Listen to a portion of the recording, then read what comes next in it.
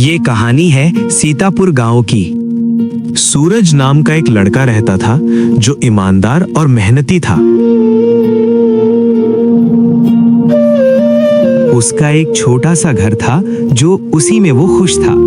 लेकिन उसके घर के बगल में एक कंजूस आदमी रहता था जो उससे जलता था। उसका नाम रमेश था।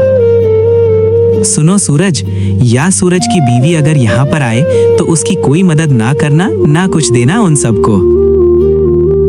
सुनिए, ऐसा कब तक चलता रहेगा? अब तो घर में राशन भी नहीं है। कुछ पैसों का इंतजाम करिए। देखिए रमेश भाई से कुछ पैसे उधार मांग लीजिए, देखिए देते हैं कि नहीं। भाग्यवान, तुम तो जानती ही हो कि रमेश भाई हमसे कितना जलते हैं। मुश्किल है कि वो पैसा मुझे देंगे। चलो, तुम कहती हो तो एक बार चला जाता हूँ। रमेश भाई, मुझे कुछ पैसे उधार दे देंगे? मैं आपको बहुत जल्द ही लौटा दूंगा। तुम तो जानते ही हो सूरज भाई कि पैसों की कितनी तंगी चल रही है इस समय।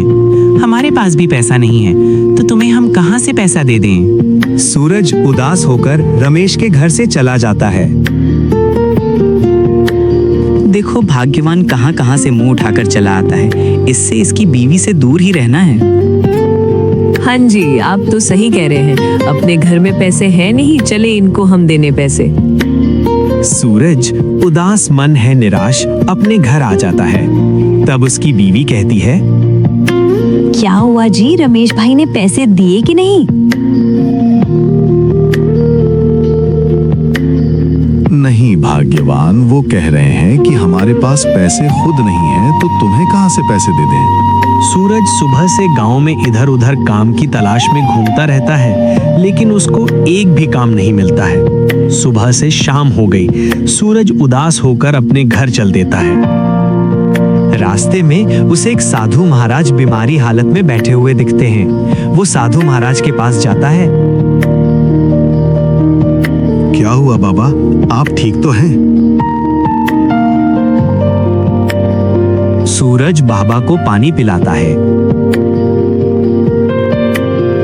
बेटा, तुम्हारा बहुत बहुत धन्यवाद जो मेरी सहायता की। ये लो बेटा, मेरी पोटली, ये तुम्हारे काम आएगा। सूरज वहां से अपने घर की ओर आने लगता है।